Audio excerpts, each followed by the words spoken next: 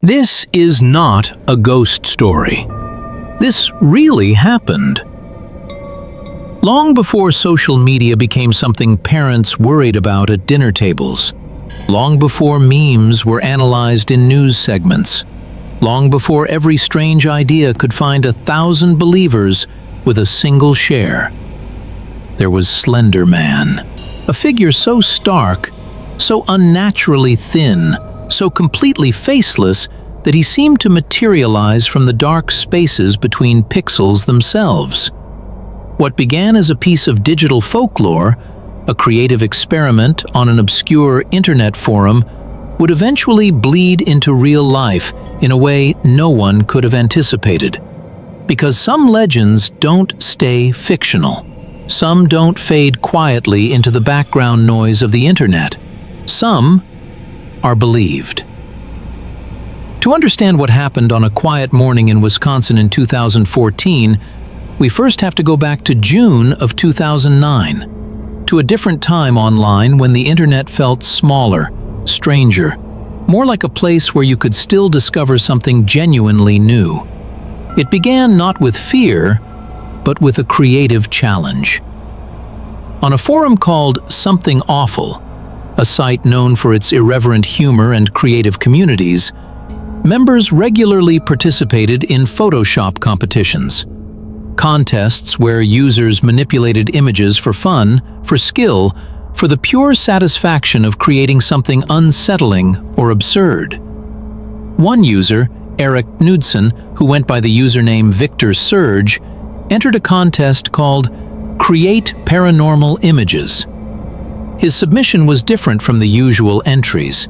Instead of going for obvious horror or cheap jump scares, he took ordinary photographs, snapshots of children at play, class pictures from the 1980s, groups of kids standing in parking lots, and edited in something that didn't belong.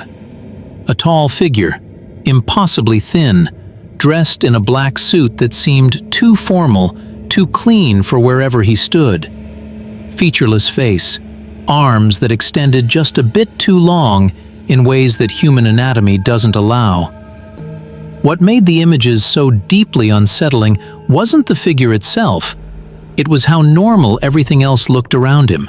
Playgrounds, forest edges, suburban streets. As though this stranger had always been there, lurking in the background, unnoticed until someone pointed him out. Knudsen added brief captions to his images, written in a documentary style that felt disturbingly clinical. Descriptions of a tall, faceless entity that stalks the edges of vision. Something that abducts children, seen but never acknowledged, never confronted, just present. He called it Slender Man. The intent wasn't malicious. It was a creative experiment, a modern myth for the digital age, constructed in real time. But something about Slender Man struck a chord deeper than anyone expected. Within days, other users began creating their own stories, their own doctored photographs, their own elaborate backstories for this faceless thing. The figure's origin remained intentionally vague, almost perfect for collaborative myth-making. What started as one person's Photoshop entry quickly became something larger, a crowd-created legend that grew organically, chaotically, beyond anyone's control. Forums dedicated entire threads to him. Wiki pages formed, documenting his supposed appearances throughout history. Independent game developers created horror games where you fled from him through dark forests. Short films appeared on YouTube, racking up millions of views. Slender Man wasn't just a Photoshop edit anymore. He was a digital ghost story, a new kind of boogeyman born for the internet age and spread at the speed of broadband. And the myth evolved as it spread, the way oral traditions always have. Some described him as monstrous and aggressive. Others portrayed him as eerily silent, almost indifferent to human suffering. Artists created their own interpretations. Writers penned their own horror tales. The Slender Man became something that didn't belong to Eric Knudsen anymore. He belonged to everyone and no one. Because on the internet, stories aren't just told. They're built, collaboratively, anonymously, endlessly. Slender Man's popularity didn't stay confined to something awful or niche horror communities. Creepypasta websites, platforms dedicated to short horror stories and internet urban legends, embraced him as one of their defining figures. Fan art surfaced everywhere, from DeviantArt to Tumblr. In 2012, an indie video game called Slender, The 8 Pages, became a massive viral hit, terrifying millions of players who streamed their panicked reactions on YouTube. That same year, a filmmaker named Troy Wagner raised money on Kickstarter to produce a feature-length Slender Man project. The campaign was wildly successful, and the resulting web series accumulated hundreds of thousands of views. He became more than an image, more than a forum joke that got out of hand.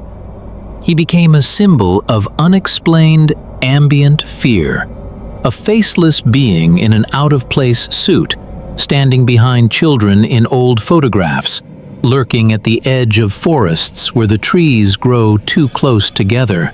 Impossible to define, but impossible to ignore once you'd seen him. For years, Slender Man existed as part of a larger ecosystem of digital folklore, something shared like ghost stories around a campfire, except the campfire was a comment section, a forum thread, a YouTube video playing at 2 a.m. when you couldn't sleep. Harmless, creative, a testament to what the internet could create when people collaborated on something purely for the love of scaring each other. But in May of 2014, the boundary between internet myth and reality didn't just blur, it shattered. Because when a story has no clear ending, no definitive truth, no author to say, "This isn't real," some people try to finish it themselves. On May 31, 2014, in Waukesha, Wisconsin, a quiet suburban town about 15 miles west of Milwaukee, 3 12-year-old girls were planning what seemed like an ordinary Saturday morning after a sleepover. The kind of morning that happens in bedrooms across America every weekend. Board games, YouTube videos, gossip about school, plans to walk to the park. But that morning, the game wasn't Monopoly or Truth or Dare.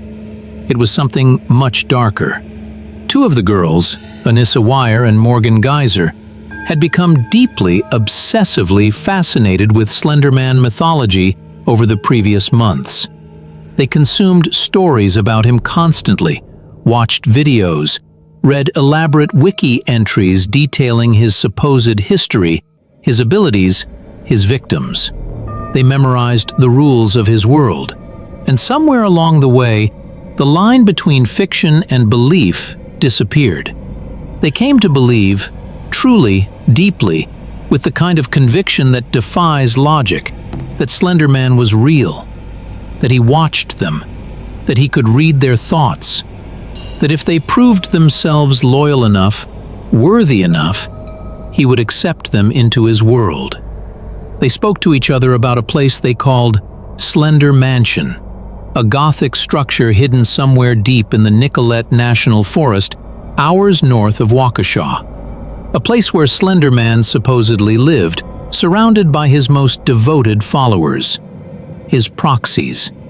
That's what they wanted to become. Proxies.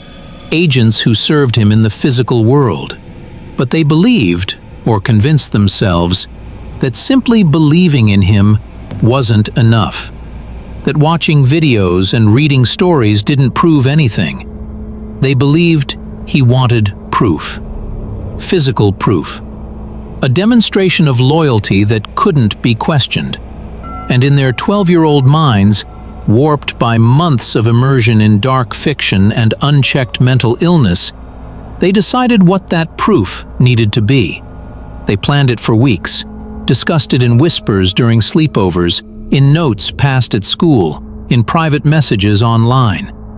They chose their victim, another 12-year-old girl named Payton Leutner, their friend, someone who trusted them completely. That morning, they lured Payton to a wooded area near David's Park, away from houses and streets and anyone who might intervene, into a quiet grove of trees where the sunlight barely penetrated. What followed was one of the most shocking acts of violence committed by children in recent American history.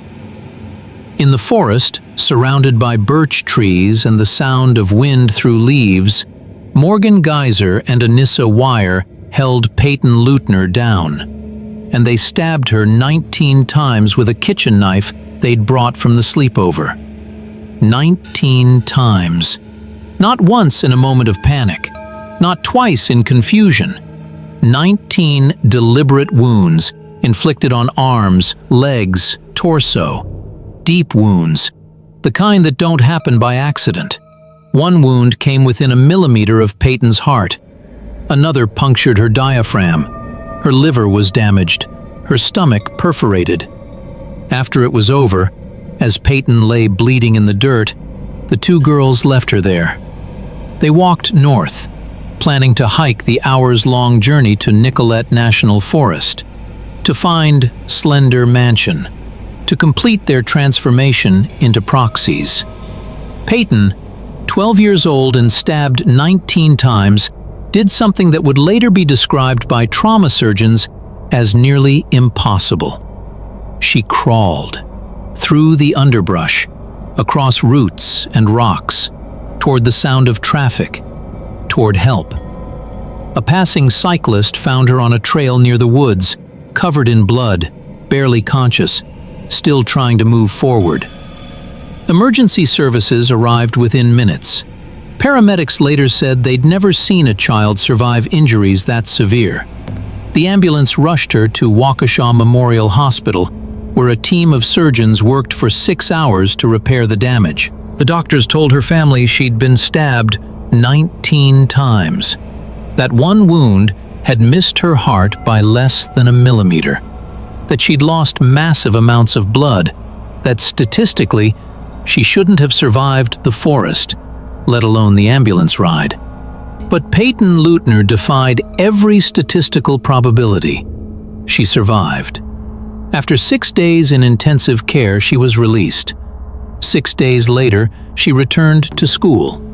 An act of almost incomprehensible resilience that would become central to how people understood what happened that morning. But the physical scars, significant as they were, would heal faster than the other kind. When police found Morgan Geyser and Anissa Weier walking along Interstate 94 later that afternoon, they were still heading north, still planning to find the mansion, still believing, even hours after the attack, that what they'd done was necessary. The interrogations that followed revealed something that disturbed even veteran detectives who'd worked violent crimes for decades. Both girls cited Slender Man as their primary motivation, not in vague terms, in specific, elaborate detail. Morgan explained that she believed Slender Man watched her constantly, that he could read minds, that he could teleport, that he demanded proof of loyalty from those who wanted to join him. Anissa corroborated the story. They'd planned this together, researched it together, convinced each other it was real and necessary, and the only way forward.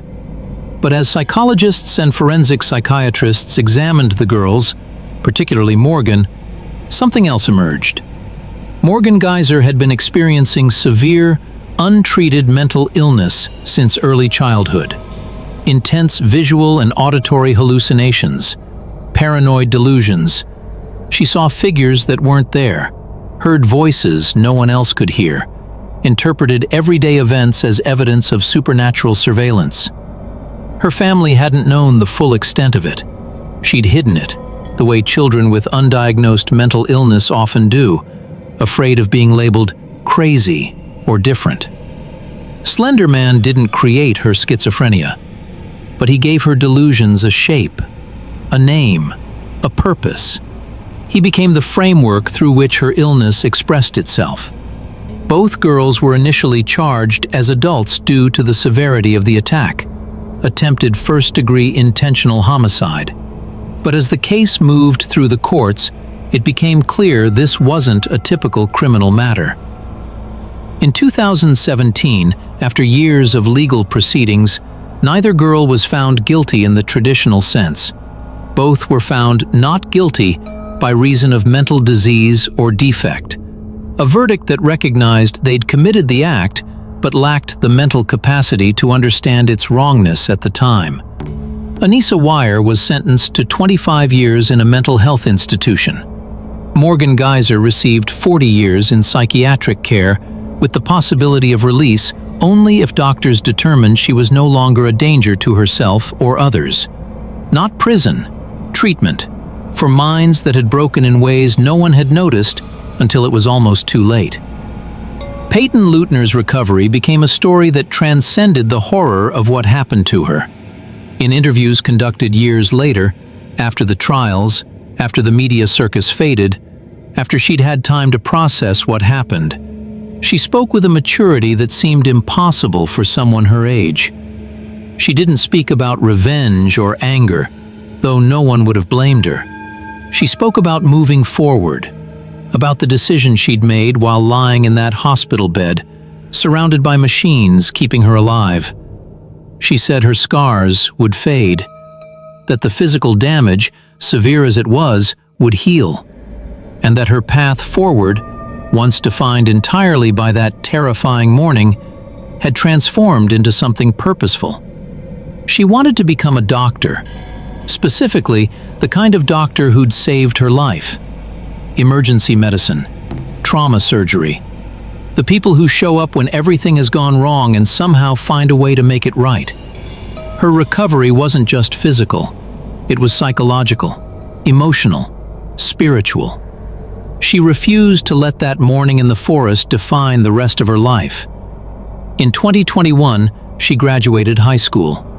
She gave interviews about her experience, not for attention, but to help other people understand that trauma can change you without destroying you. That resilience isn't about pretending it didn't happen. It's about deciding what happens next. Payton Leutner became living proof that the worst moment of your life doesn't have to be the last word. The 2014 Waukesha stabbing ignited debates that still haven't been fully resolved. Was it the internet's fault? Could this have been prevented by better content moderation, age restrictions, parental controls? Was it a failure of mental health care? Should someone have noticed Morgan's deteriorating condition earlier? Should schools screen for this kind of thing? Was it the creepypasta community's responsibility? The creators who wrote Slender Man stories made Slender Man games, expanded the mythology. Did they bear some moral culpability for what happened? Opinions varied wildly, and still do. The creepypasta community itself pushed back hard against the notion that they were responsible. They pointed out that millions of people had consumed Slender Man content without harming anyone, that the mythology was clearly labeled as fiction, that the stabbing was an isolated incident involving severe, untreated mental illness, not a predictable outcome of reading scary stories online. But after the attack, Slender Man's presence online changed. Some websites removed or archived Slender Man content. School districts blocked access to creepypasta sites on their networks, fearful of what they called contagion effects. Parents who'd never heard of Slender Man suddenly became hyper-aware of what their children were watching online. News segments warned about the dangers of internet folklore. Think pieces analyzed how digital myths could radicalize vulnerable minds. Others used the event to argue for something broader, that we'd entered a new era where the line between fiction and reality was more porous than ever before, where stories could jump from screens into minds with consequences no one had anticipated. Slender Man began as a Photoshop competition entry in June of 2009. a figment of creative imagination meant to unsettle and entertain, nothing more. But in Waukesha, Wisconsin, on May 31st, 2014, he became something else entirely. He became a catalyst. Not a monster lurking in dark forests, not a ghost stalking children through abandoned buildings, but a mirror, reflecting how powerful stories can be when belief replaces skepticism, when fiction becomes indistinguishable from truth in a mind that can't tell the difference. Slender Man still exists. He's still part of internet culture, still featured in games and movies and stories shared around the world. New people discover him every day, usually through YouTube compilations or Steam games or Reddit threads. Most people understand he's fiction. They enjoy the mythology the way you enjoy any good horror story, knowing it's not real, appreciating the craft that went into creating it. But the wounds left in Waukesha that morning are very real. The scars Payton carries are real. The years Morgan and Anissa will spend in psychiatric care are real. And they serve as a reminder that legends aren't just abstract concepts floating in digital space. They're stories, and stories have power. Power to entertain, power to inspire, power to create communities and spark imaginations. But also power to deceive, power to consume, power to give shape to thoughts that should have stayed formless. The scariest thing about Slender Man isn't the legend itself. It's how deeply, how completely, how catastrophically someone believed it. Thank you for watching this video. Sleep well. And remember, not everything you read online stays online.